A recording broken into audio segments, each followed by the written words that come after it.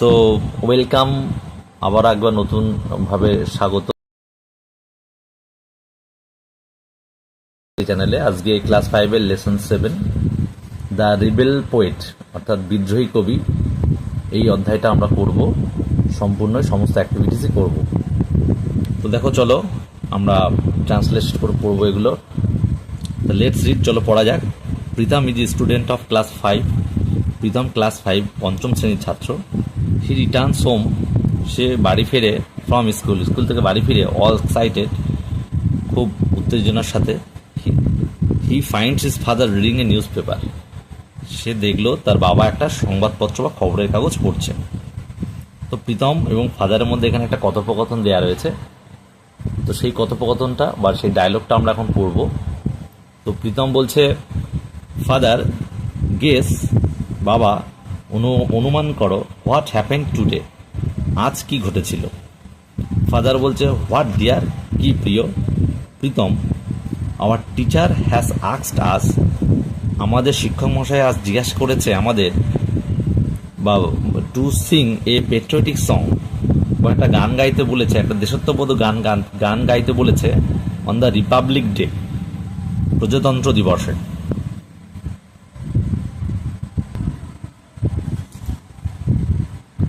তো বলছে ফাদার তারপরে, which song are you going to sing son, তুমি কোন গানটা গাইতে যাচ্ছ প্রিয়। এখানে পুত্র Pritam, ma'am suggested that, ma'am প্রস্তাব দিয়েছিল যে, উই শুড সিং, আমরা গাইব কারার ওই লৌহ কপাট, কারার ওই লৌহ কপাট গানটা আমরা গাইব। ফাদার, ডু ইউ নো, তুমি কি জানো, who has written in the song, এই গানটা কে লিখেছে। প্রীতম,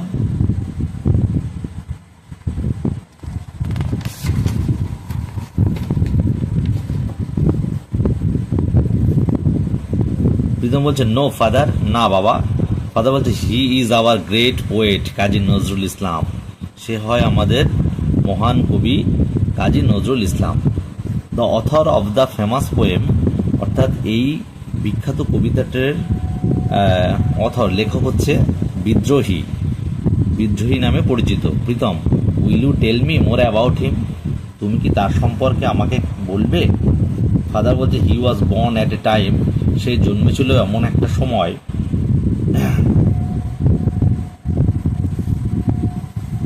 হোয়েন, যখন ইন্ডিয়া ওয়াজ আন্ডার, ভারতবর্ষ ছিল আন্ডার দ্য ব্রিটিশ রুল, তাহলে ব্রিটিশদের অধীনে তখন ছিল। থ্রু হিজ রাইটিংস, তার লেখার মাধ্যমে, হি ইন্সপায়ার্ড দ্য ইন্ডিয়ান ইউথ, সে ভারতীয় যুব সম্প্রদায়কে অনুপ্রাণিত করেছিল আর কি, টু বোল্ডলি ফাইট, এবং সাহসের সঙ্গে লড়াই করতে করে অনুপ্রাণিত করতে বলেছিল, বোল্ডলি ফাইট ফর ফ্রিডম, স্বাধীনতায়। প্রীতম বলছে, when was he born father, কখন সে জন্মগ্রহণ করেছিল। He was born on 24th May 1899 in the village of Churulia, তাহলে তিনি 1899 সালে 24শে মে চুরুলিয়া গ্রামে জন্মগ্রহণ করেছিলেন। দিস ওয়াজ নিয়ার, এটা হচ্ছে আসানসোলের কাছে, near Asansol, in the Bardhaman district, অর্থাৎ বর্ধমান জেলার আসানসোলের কাছে, অফ আনডিভাইডেড বেঙ্গল, অর্থাৎ অবিভক্ত বাংলার বর্ধমান ডিস্ট্রিক্টের আসানসোলের কাছে অবস্থিত।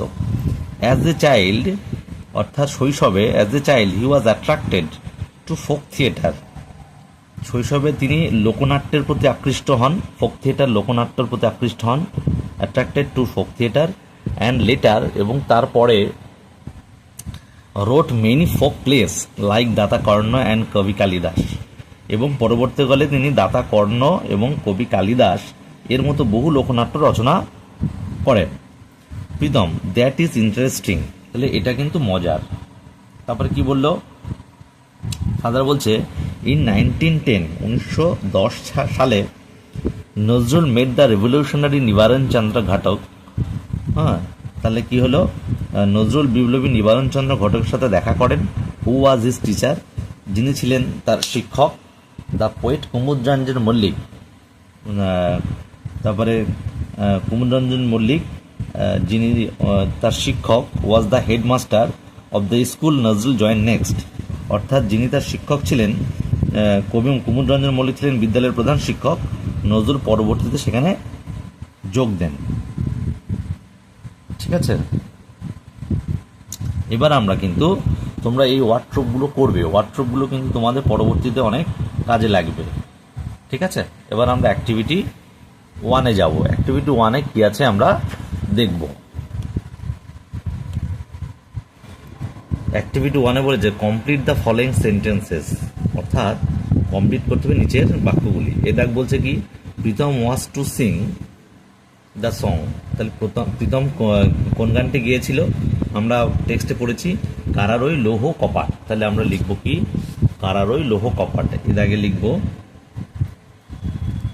কারার ওই লৌহ কপাট। ঠিক আছে, কারার ওই লৌহ কপাট। তারপরে দেখো বিদাক বলছে নজরুল ওয়াজ বর্ন ইন।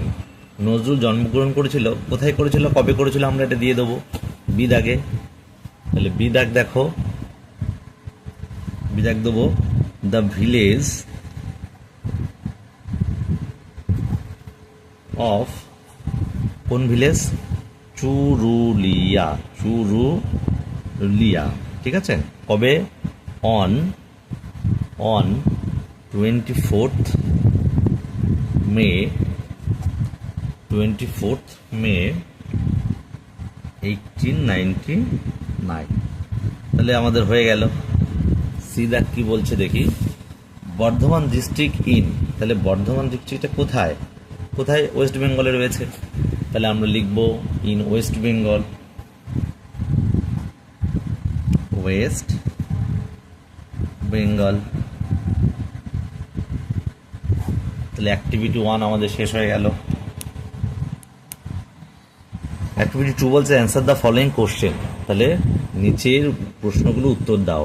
এর আগে বলেছে ওয়াজ ইন্ডিয়া ইন্ডিপেন্ডেন্ট, ভারতবর্ষ কি স্বাধীন ছিল? ওয়েন, যখন। নজরুল ওয়াজ বর্ন, নজরুল যখন জন্মগ্রহণ করেছিল। তো আমরা দেখব না, ছিল না, স্বাধীন পরাধীন ছিল। তাহলে আমরা লিখব এ দাগের উত্তরটা লিখব, দেখো নো, লিখব নো। When Nazrul was born, India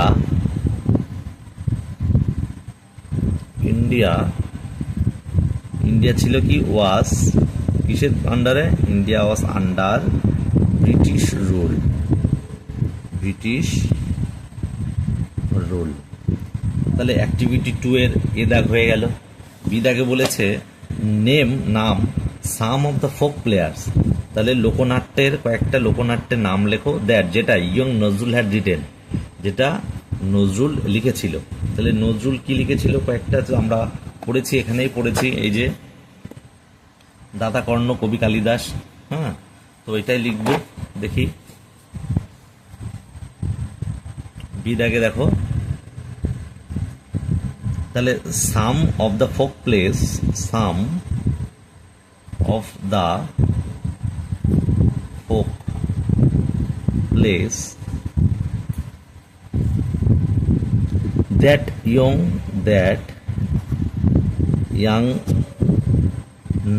Nazrul had written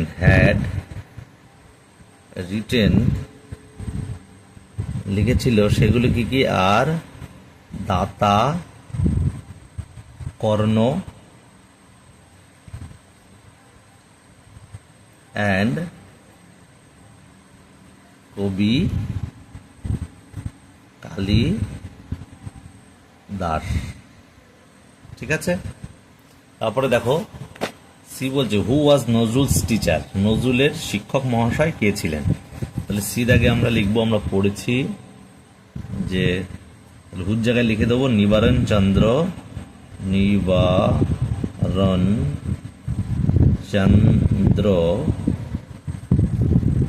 ঘটক ওয়াজ নজরুলের, তাহলে নজরুলস অ্যাপোস্ট্রোপিয়াস নজরুলের শিক্ষক মহাশয়, টিচার, সি হয়ে গেল। ডি দাগ বলছে হু ওয়াজ কুমুদ রঞ্জন মল্লিক, তাহলে কুমুদ রঞ্জন মল্লিক কে? তাহলে আমরা এটাও তো জানি কুমুদ রঞ্জন মল্লিক ছিলেন, বাংলায় আগে বলে দিই। কুমুদ রঞ্জন ছিলেন নজরুল যেখানে পরবর্তী সময়ে পড়াশোনা করতেন সেখানে হেডমাস্টার ছিলেন। তাহলে দি পোয়েট আমরা লিখব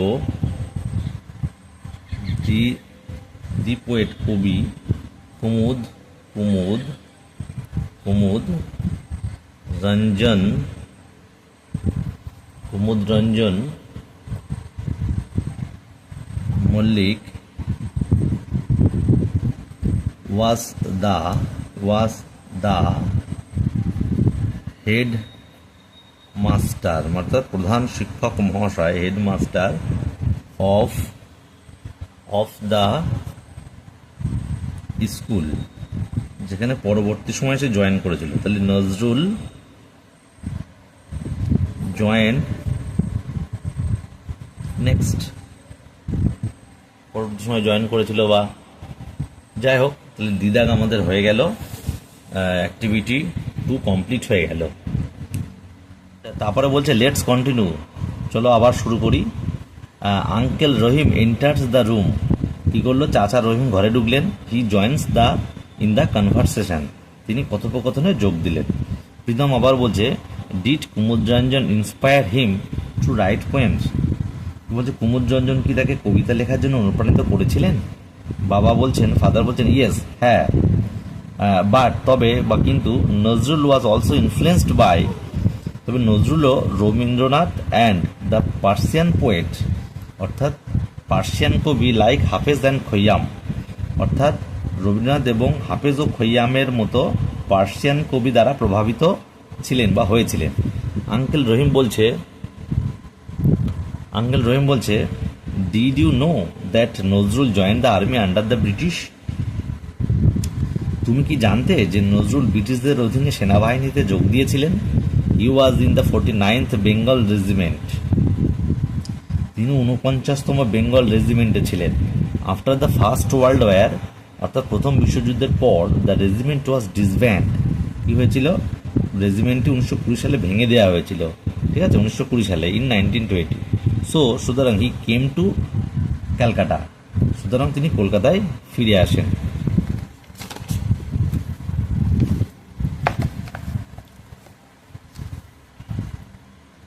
তারপরে ফাদার বলছে at that time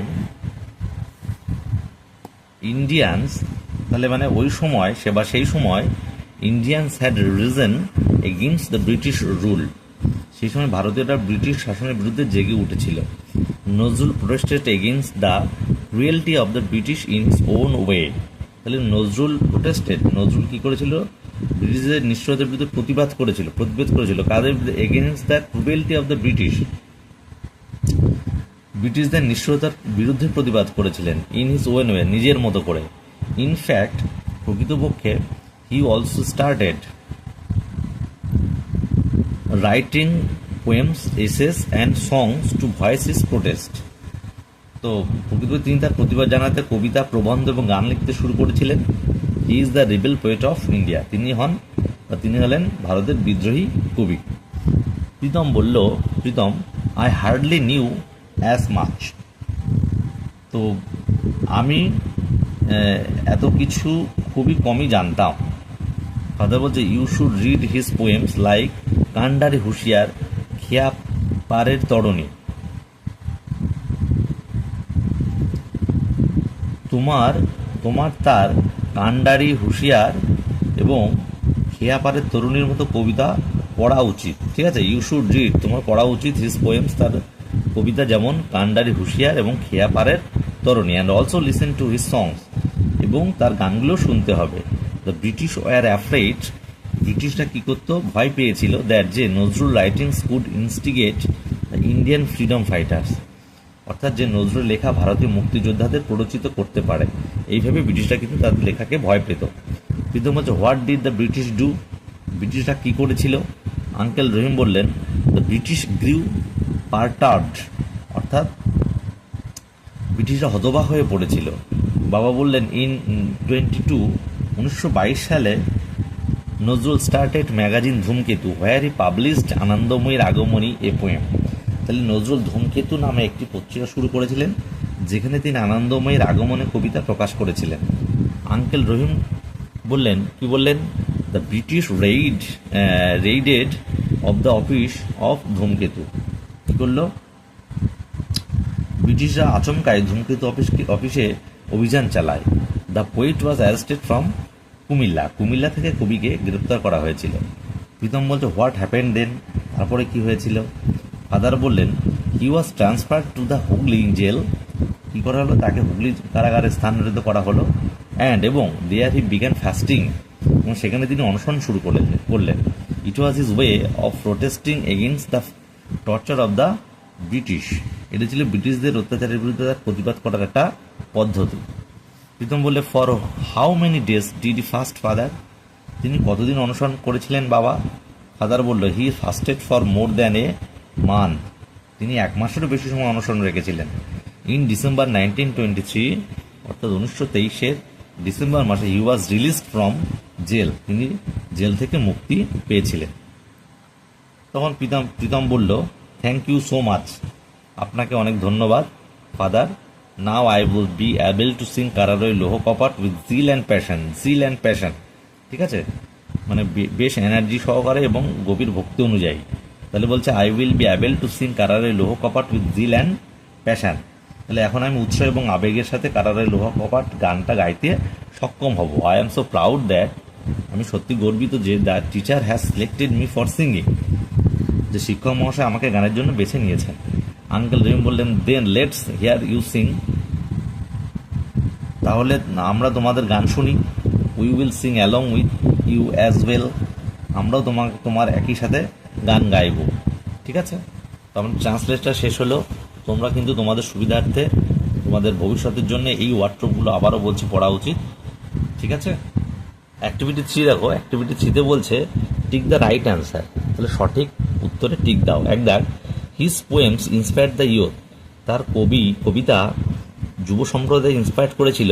ABC, to fight the ব্রিটিশদের বিরুদ্ধে যুদ্ধ করতে। টু হেল্প দ্য ব্রিটিশকে সাহায্য করতে। না টু টক দ্য ব্রিটিশ, না ব্রিটিশদের সঙ্গে কথা বলতে। তাহলে আমরা লিখব কি? টু ফাইট দ্য ব্রিটিশ, এটা হচ্ছে উত্তর হবে। এ দাগ হবে উত্তর। ঠিক আছে, এ দাগ হবে টু ফাইট দ্য ব্রিটিশ। আমরা লিখবো এখানে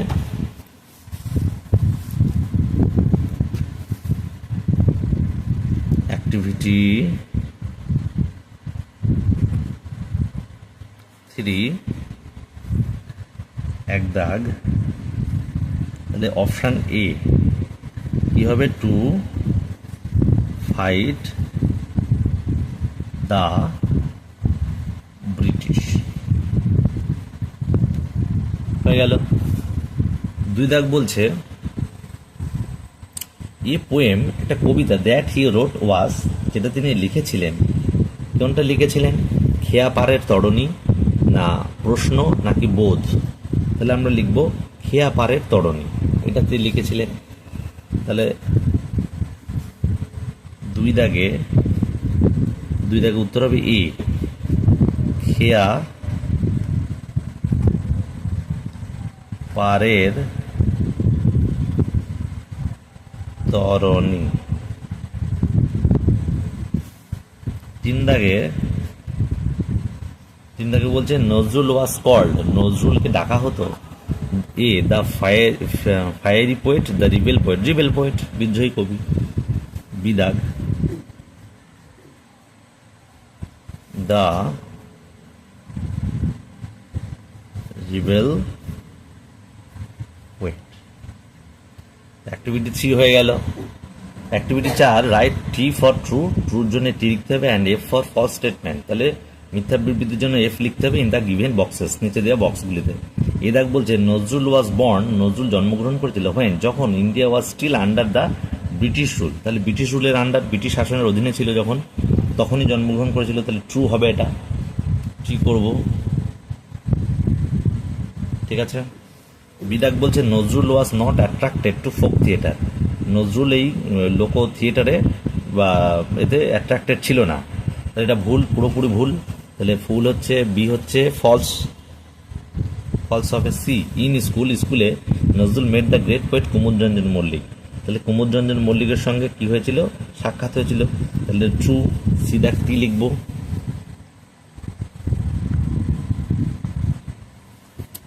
ডি দাগ বললে Nazrul serve the Indian army under the British rule. তাহলে কি করেছিল, Nazrul serve the Indian army, তাহলে ইন্ডিয়ান আর্মির হয়ে কাজ করেছিল ব্রিটিশ রুলের অধীনে, এটা সত্যি। ডিতে টি লিখতে হবে। ইতে কি বলেছে, নজরুল ফাস্টেড ফর 30 days। নজরুল কি করেছিল, অনুসরণ করেছিল 30 দিন, না 30 দিন করেছিলেন, 30 দিন নয়, 30 দিন করেনি, ফলস হবে।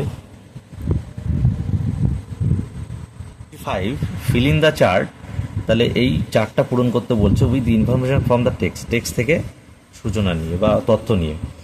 ইয়ার বলছে 1910 সালে কি ঘটেছিল আমরা পড়লাম কি নিবারণচন্দ্র ঘটকের সঙ্গে পরিচয় হয়েছিল, আমরা জানি, যে ছিল তার শিক্ষক মহাশয়। তাহলে আমরা লিখব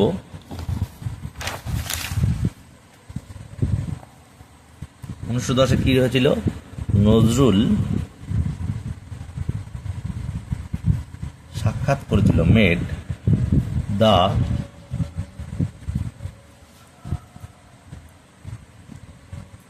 revolutionary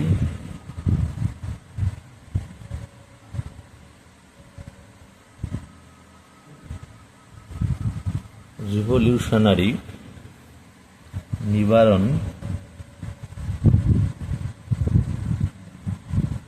Chandra Ghatak who was his teacher, যে ছিল তার শিক্ষক মহাশয়। গেল। তারপরে বলছে দ্য রেজিমেন্ট, ঘটনা দেয়া রয়েছে, দ্য রেজিমেন্ট ওয়াজ ডিসব্যান্ডেড। তাহলে রেজিমেন্ট কবে ডিসব্যান্ড হয়ে গেছিল, সালটা কত, তাহলে আমরা লিখব 1920। ঠিক আছে, তাহলে এটা তো দেয়া রয়েছে, এটা দেয়া রয়েছে, লিখলাম না, 1920 হবে। তারপরে দেখো, তারপরে বলেছে 1922 দেয়া রয়েছে। 1922 সালে কি হয়েছিল, নজরুল ধূমকেতু ম্যাগাজিন পত্রিকা শুরু করেছিল। তাহলে এখানে লিখব 1922-এ, দেখো 1922-এ কি হলো, 1922-এ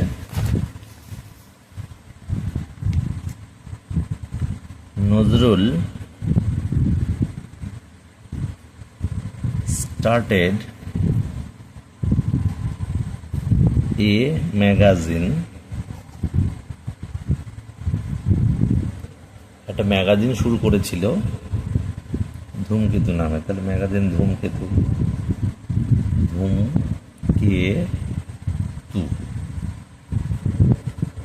ঠিক আছে।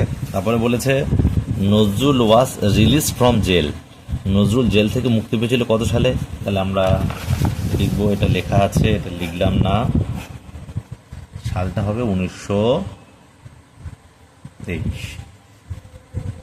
এই হয়ে গেল আমাদের অ্যাক্টিভিটি 5। অ্যাক্টিভিটি 6 বলেছে অ্যান্সার দ্য ফলোয়িং কোশ্চেন। ঠিক আছে, নিচে প্রশ্নগুলির উত্তর দাও। A, who inspired Nazrul to write poems. তাহলে নজরুলকে কবিতা লিখতে কেউ উৎসাহী করেছিল, অনুপ্রাণিত করেছিল। তাহলে ইন্সপায়ার্ড আছে, আমরা পাস্ট টেন্সেই করবো, পাস্ট টেন্সে প্রশ্ন রয়েছে, পাস্ট টেন্সেই উত্তর লিখবো। তাহলে who inspired the Nazrul to write poems, তাহলে আমরা লিখবো কি, কুমুদ রঞ্জন মল্লিক ইন্সপায়ার্ড, অনুপ্রাণিত করেছিল, ইন্সপায়ার্ড নজরুল, নজরুলকে অনুপ্রাণিত করেছিল কুমুদ রঞ্জন মল্লিক কি করতে, টু রাইট পোয়েমস, কবিতা লিখতে। যাক, এ দাগ হয়ে গেল। বিদাগ বলছে why did Nazrul have to leave the army, army কেন ছাড়লেন, নজরুল কেন আর্মি ত্যাগ করেছিলেন, কেন ত্যাগ করলো আমরা জানি। বিদাগে লিখবো আমরা, দেখো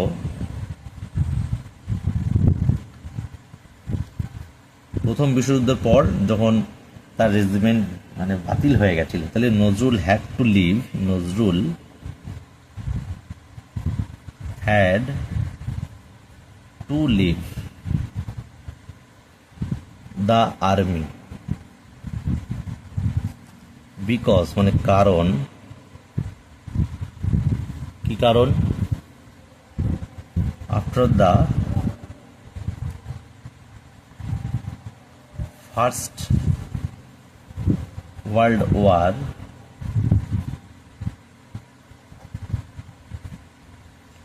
the regiment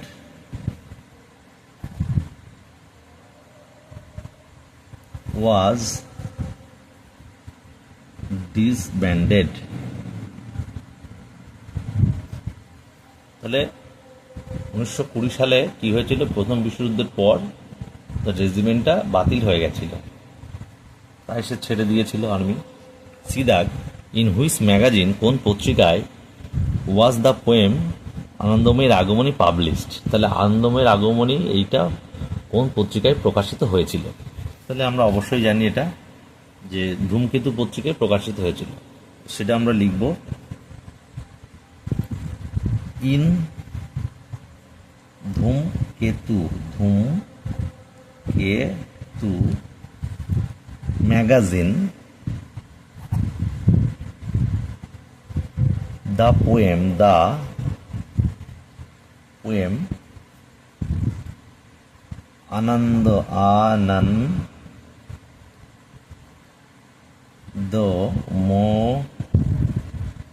আনন্দময়ীর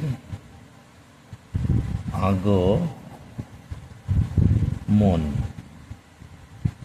was published, প্রকাশিত হয়েছিল। তাহলে সি দাগ হয়ে গেল। তারপরে ডি দাগ বলছে কি, হোয়াই, কেন, ডিড নজরুল স্টার্ট ফাস্টিং, অনশন কেন শুরু করেছিলেন। তো আমরা জানি ডি দাগ লিখব এটা ইংরেজদের বিরুদ্ধে প্রতিবাদ করার জন্য, ঠিক আছে। তাহলে নজরুল মানে ইংরেজদের অত্যাচারের বিরুদ্ধে, তাহলে Nazrul started fasting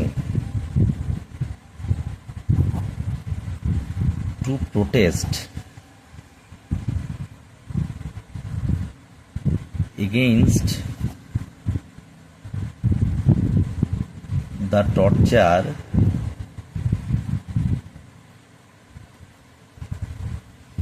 of the, কাদের টর্চার, ব্রিটিশদের, অফ দ্য ব্রিটিশ, ঠিক আছে। তাহলে এই হচ্ছে আমাদের অ্যাক্টিভিটি 6 হয়ে গেল। 7 এ অ্যাক্টিভিটি 7 কি বলছে, আন্ডারলাইন দ্য অ্যাডভার্বস, তাহলে অ্যাডভার্বগুলো আন্ডারলাইন করতে হবে, নিচে দাগ দিতে হবে ইন দ্য ফলোইং সেন্টেন্স, নিচের বাক্যগুলিতে। Group them under adverb of manner, adverb of time and adverb of place, তারপরে সেগুলোকে আমরা অ্যাক্টিভিটি 7 বিতে বসাবো। তাহলে আগে আমরা অ্যাডভার্বগুলো আগে দাঁড়াই। তাহলে এক দাগে বলেছে নাও I will go to school, এখন আমি স্কুলে যাব, তাহলে না হচ্ছে এখানে অ্যাডভার্ব। তাহলে নাও, 2 দাগে হি স্যাট বিসাইড মি, এখানে কিন্তু অ্যাডভার্ব দেখছি না, কিন্তু এটা আমি দিচ্ছি না, তাহলে নাও দিচ্ছি, এক দাগে নাও, ঠিক আছে। তারপরে বলছি কি, এক দাগে নাও, তারপরে হি স্যাট বিসাইড মি, এখানে বিসাইডটা হচ্ছে না, বিসাইডটা হয় না, 3 দাগ he will watch A play tomorrow, তাহলে এখানে উইল প্লে টুমরো, 3 দাগ, টুমরো,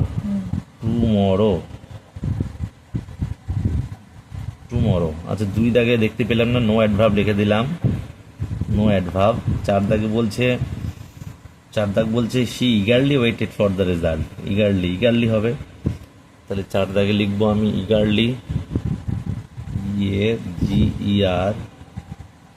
ইগারলি। 5 দাগ the train move slowly out of the station, station থেকে খুব ধীরে ধীরে বেরোলো, স্লোলি, 5 দাগে স্লোলি, 5 দাগে লিখবো স্লোলি। 6 দাগে লিখবো we won the match yesterday, আমরা গতকাল জিতেছিলাম ম্যাচটা, ইয়েস্টারডে, তাহলে ইয়েস্টারডে লিখবো এখানে YESTERDAY, STUDAY, ইয়েস্টারডে। 7 দাগ বলছে কাম হেয়ার, এখানে এসো, তাহলে হেয়ার 7 দাগে লিখবো হেয়ার। 8 দাগ বলছে I shall gladly do it, আমি আনন্দের সাথে এটা করব, তাহলে গ্ল্যাডলি। তাহলে অ্যাক্টিভিটি 7-এর এ হয়ে গেল, অ্যাক্টিভিটি 7-এর এ হয়ে গেল। তো অ্যাক্টিভিটি 7-এর B, let's classify the adverbs in the following chart. তাহলে এই নিচে চার্টে আমরা অ্যাক্টিভিটি 7-এর এ যে সমস্ত অ্যাডভার্বগুলো পড়লাম সেগুলো কোন অ্যাডভার্ব হবে সেগুলোতে আমরা যেতে হবে। ঠিক আছে, তো আমরা যেগুলো করেছি দেখো, যে নাও, তারপর হচ্ছে টুমরো, ইগারলি, স্লোলি, স্টার্টে, হেয়ার, গ্ল্যাডলি, এগুলো আমরা লিখে দিচ্ছি। টাইম অ্যাডভার্বে কী কী যাবে আমরা লিখছি। টাইম অ্যাডভার্বে দেখো নাও, এটা হবে টাইম অ্যাডভার্ব। আর হচ্ছে টুমরো,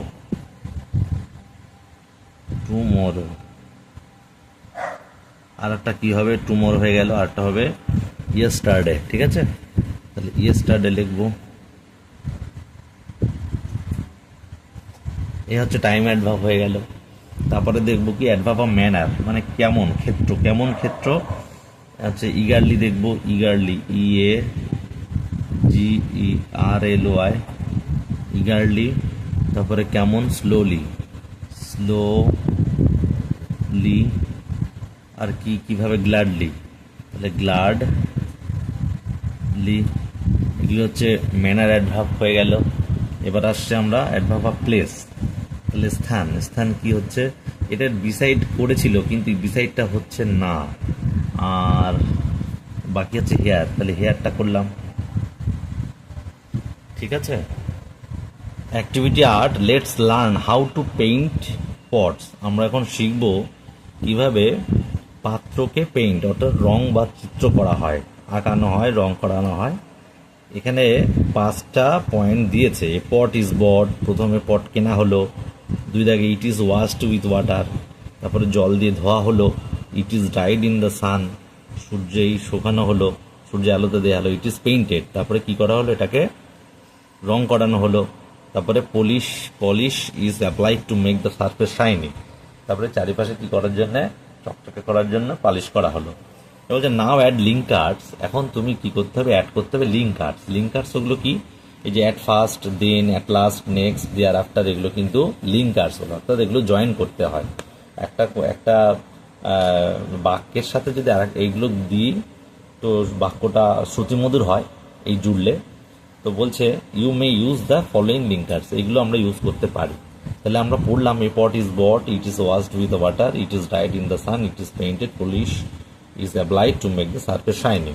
তো এইটা আমরা কিন্তু এই লিঙ্ক কার্ড ব্যবহার করে একটা কিভাবে আমরা পটস পেইন্ট করতে হয় সেটা আমরা লিখব।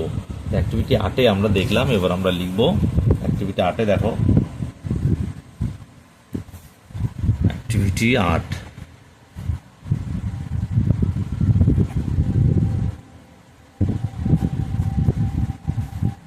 তাহলে সর্বপ্রথমে at first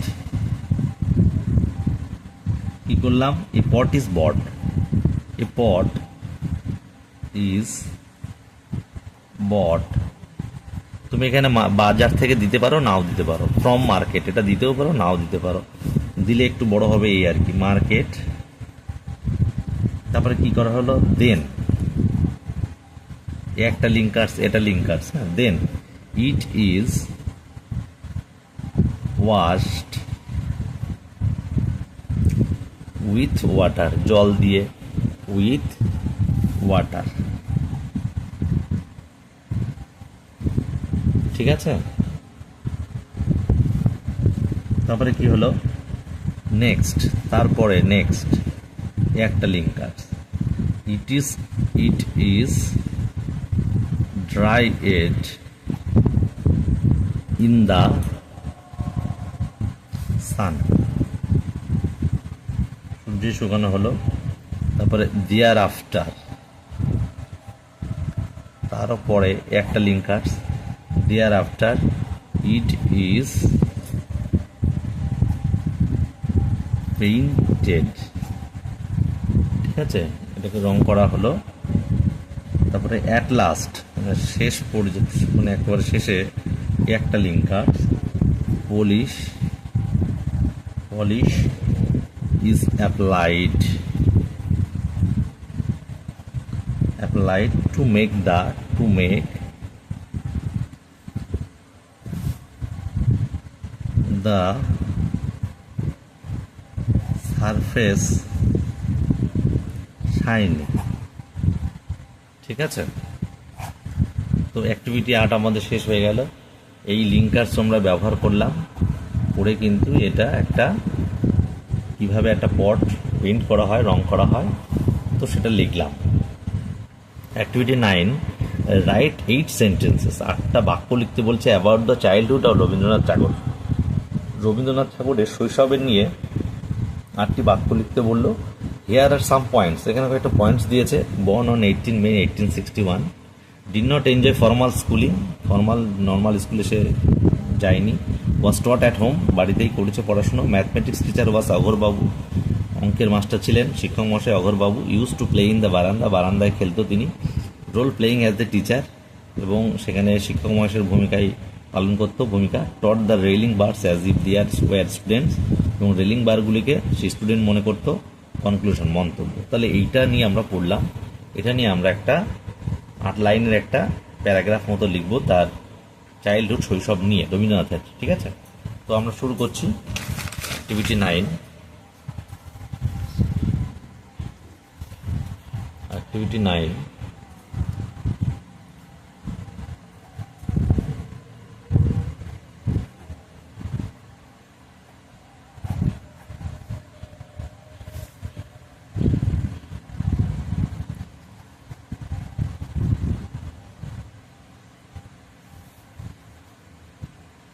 Rabindranath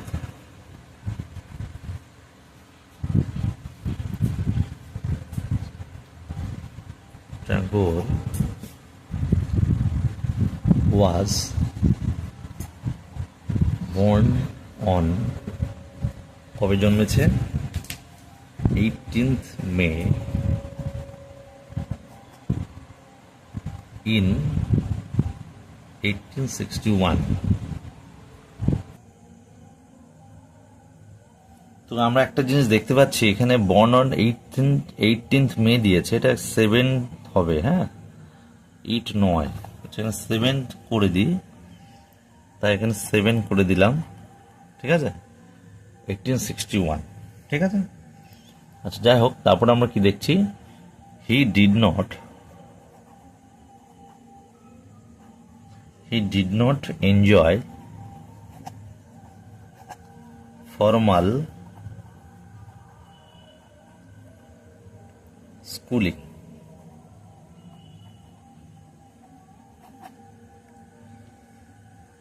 He was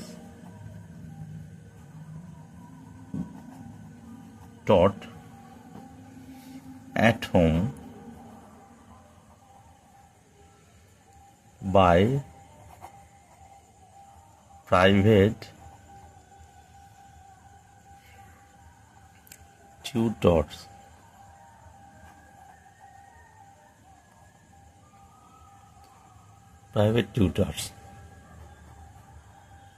His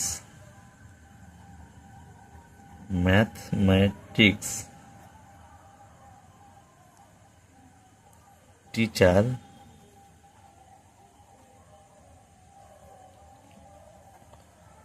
ছিলেন অঘোর বাবু।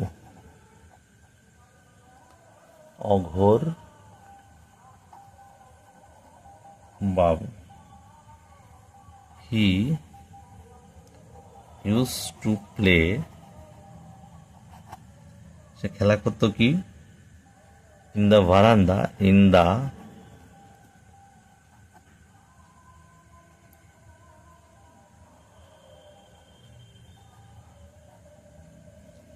বারান্দা, লাঠি নিয়ে, with sticks. He played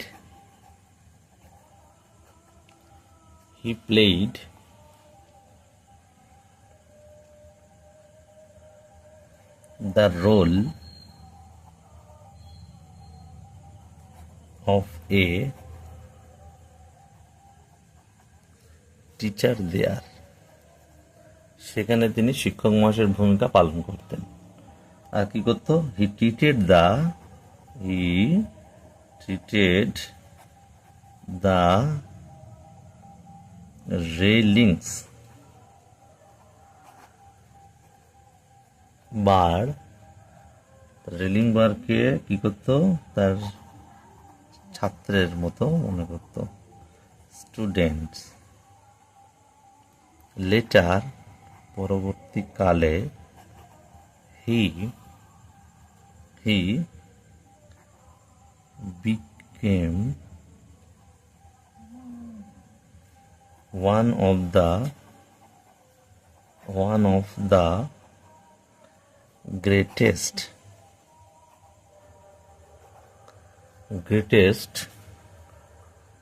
poets of the world. ঠিক আছে, পরবর্তীকালে সে বিশ্বের মহান কবি হিসেবে পরিচিত হয়েছিলেন বা লাভ করেছিলেন। তাহলে এইটা আমাদের অ্যাক্টিভিটি 9 হয়ে গেল। তাহলে চাইল্ডহুড অফ রবীন্দ্রনাথ ট্যাগর, এটা লিখতে পারো তোমরা, childhood of Rabindranath Tagore. Childhood of Rabindranath Tagore, Rabindranath